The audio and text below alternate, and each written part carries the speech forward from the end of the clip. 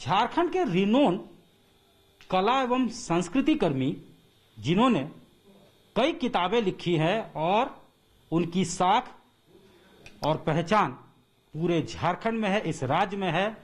Tribal language के जानकार हैं, साथ ही साथ नागपुरी भाषा के एक्सपर्ट रहे हैं।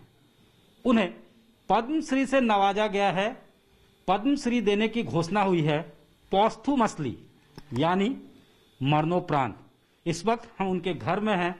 जाहिर तौर पे खुशी का माहौल है।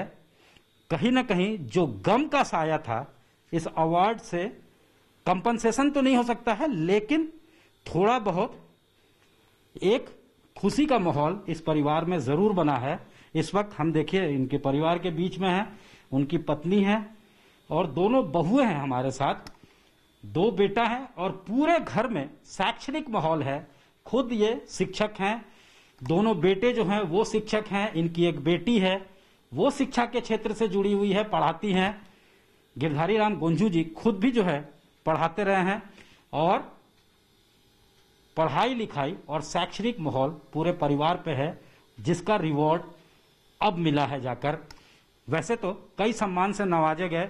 इनका पूरा घर जो है मेडल और इस तरह के प्रशस्ति पत्र से भरा हुआ है। आप देख सकते हैं हिंदी साहित्य परिषद से लेकर इनको जो है झारखंड सम्मान तक का अवार्ड मिला है, झारखंड नवरत्न। ये तमाम अवार्ड जो है इनको मिल चुका है। तो सम्मान मिलना कोई नई बात नहीं है, लेकिन पद्मश्री मिले तो वाकई ये पूरे राज्य के लिए गौरव का विषय होता है, मैटर ऑफ प्राइड होता है। इनसे हम सीधे बातचीत करते हैं। पहले इनका परिचय जान लें। मैडम, आपका नाम? सरस्वती गंजू। हाँ, तो आप भी शिक्षा के क्षेत्र से जुड़ी हुई रही हैं? जी। स्कूल में पढ़ाती थी? कहाँ पढ़ाती थी?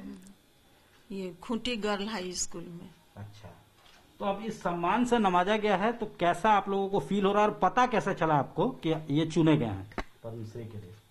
हाँ, पहले तो दिल्ली मंत्रालय से फोन आया था। हाँ। उसके बाद दूसरे दिन घोषणा की गई कि इनको सम्मानित किया जा रहा है बोल के। कुछ बताया कि कब आना है लेने के लिए? नहीं, अभी तो नहीं बताया गया है। तो कहाँ से बधाई अब आ रहा है, कैसा लग रहा है ये बधाई? पूरे जितने भी अपने जान पहचान के हैं, मीडिया वाले हैं, चैनल वाले हैं, प्रेस वाले हैं, सभी का आना अभी जारी ही है। तो अच्छा लग रहा है? कैसा लग रहा है? हाँ, बहुत अच्छा लग रहा है। ये और कितना अच्छा लगता अगर इनको पहले मिल जाता। ये अगर 1 साल पहले मिलता तो और कितनी अच्छी बात होती। अभी तो मरणोपरांत इनको पद्मश्री सम्मान से सम्मानित किया जा रहा है। अच्छा होता है यदि अभी ये हमारे बीच होते या पहले मिला होता इनके रहते, तो ये खुशी जो है और दुगुनी होती। खुशी दुगनी हो जाती है अगर सिर्फ 1 वर्ष पहले अप्रैल 2021 में गिरधारी राम गुंजू जी की कोविड कॉन्ट्रैक्ट करने के बाद मृत्यु हो गई थी। तो अगर थोड़ा पहले मिलता है, इनका साफ तौर से मानना है परिवार का, तो ये खुशी जो है उसमें और 4 चांद लग जाते हैं।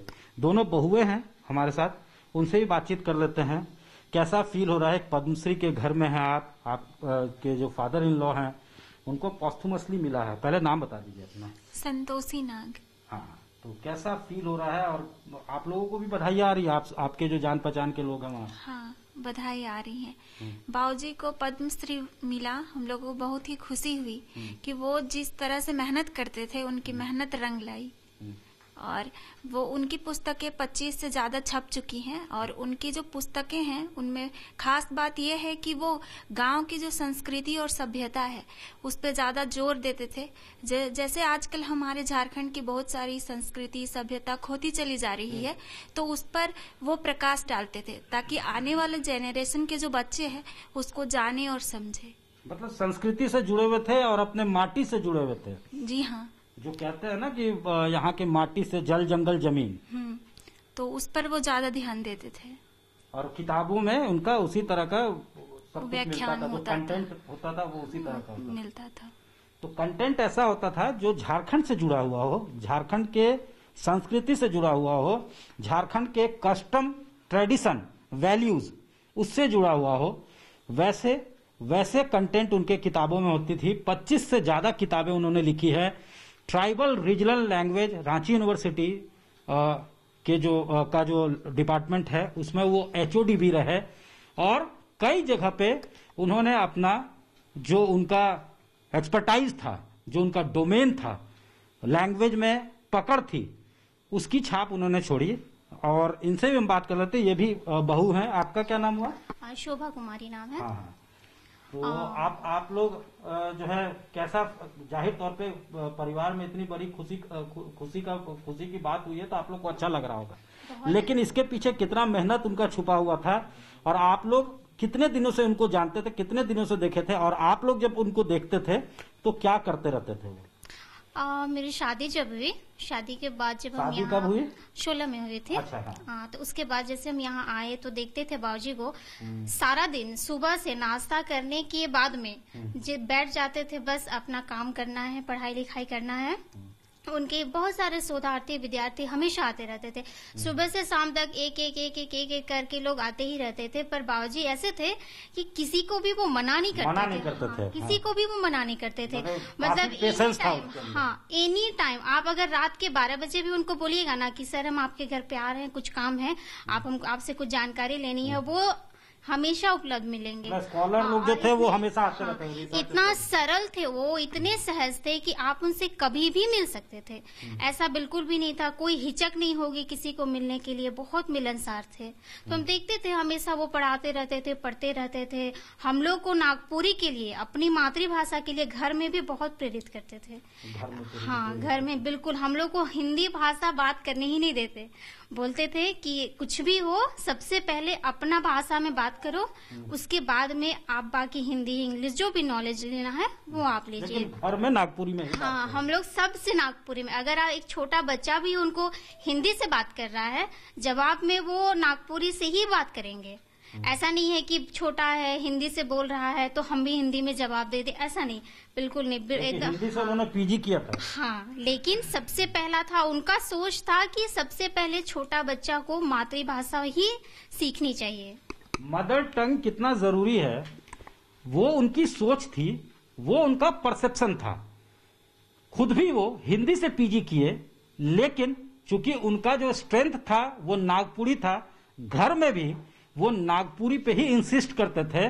साफ तौर से अपने परिवार में उन्होंने स्टैंडिंग इंस्ट्रक्शन दे रखा था कि अगर आपको बातचीत करना है, कम्युनिकेट करना, इंटरैक्ट करना आपस में, तो नागपुरी भाषा ही घर में चलेगी, दूसरी कोई भाषा नहीं चलेगी। और ये बता रहे हैं कि सुबह से ही स्कॉलर जो थे, जो उनके अंदर रिसर्च कर रहे थे, वो लोग उनको नॉक करते रहते थे। यानी दिन भर रिटायरमेंट के बाद भी पढ़ाई लिखाई से उनका जुड़ाव था, पढ़ाई लिखाई में वो लगे रहते थे। और इसी को रिकॉग्नाइज किया है भारत के सरकार ने, यूनियन गवर्नमेंट ने, और ये फैसला लिया है कि उन्हें पद्मश्री से नवाजा जाएगा। हालांकि एक मलाल जरूर है, एक जो है कहीं ना कहीं टीस है इनके दिल में कि कोविड उन्होंने कॉन्ट्रैक्ट किया और वक्त पर उन्हें जो है ढंग का इलाज मुहैया नहीं हो सका। एक बार अगर हम लोग बात करें इस दिशा में, सरकार को, द्रौपदी मुर्मू ने इस बात को, जो तत्कालीन राज्यपाल थी, उन्होंने काफी सीरियसली लिया था इस बात को। उस वक्त की जो बात है, अस्पतालों में जो जगह नहीं मिल रही थी, तो उस वक्त द्रौपदी मुर्मू ने जो है कुछ कहा था। उस समय अस्पताल में जगह नहीं मिला तो हम लोग को इसी से लगता है, दुख होता है कि ऐसे व्यक्ति को एक सीट नहीं मिल पाया, जिन्होंने झारखंड को बहुत कुछ दिया। हाँ, जो हमेशा संस्कृति के लिए लड़ते थे। हाँ। आप लोग कुछ कहना चाह रहे हैं? मतलब उस वक्त जो है, जो दृश्य था, जाहिर तौर पे इन्होंने पहले ही कह दिया कि अगर वो साथ होते तो ये इस खुशी में 4 चांद लग जाती। उस वक्त बाबूजी एक बहुत ही प्रसिद्ध व्यक्ति थे और 8 घंटा से वो इस अस्पताल से उस अस्पताल दौड़ते जा रहे थे। लोगों को पता था कि बाबूजी बीमार है, लेकिन एक सीट तक उनको नहीं मिला। इस चीज का हम लोग को आज तक बहुत दुख है कि सरकार उस समय कुछ नहीं कर पाई, इतने प्रसिद्ध व्यक्ति होते हुए भी। राज्यपाल ने उस वक्त कहा था, लेकिन राज्यपाल ने बाद में जो है लेकिन मैं कहना चाहूंगी कि इस तरह का दोबारा नहीं होना चाहिए ताकि किसी को परेशानी ना हो फिर। आप लोग क्या, आप भी कुछ कह रही थी ना इस बार?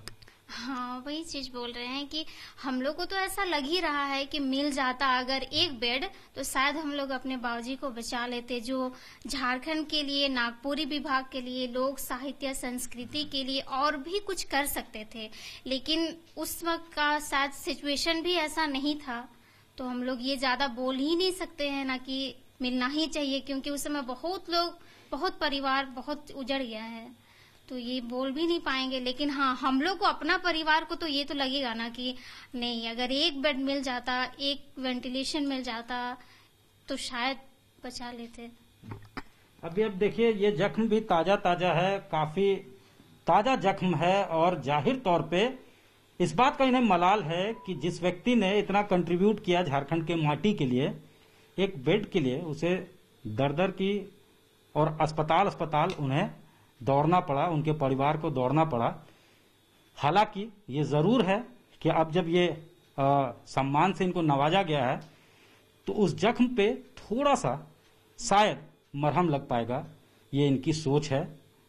अब जो नियति में मंजूर था वो हुआ है, लेकिन ये जरूर है कि इन्हें लगता है कि अगर वो यहाँ होते तो आज जो सम्मान से उन्हें नवाजा गया है, जिसके वो हकदार हैं, तो उस खुशी में 4 चांद लग जाता है।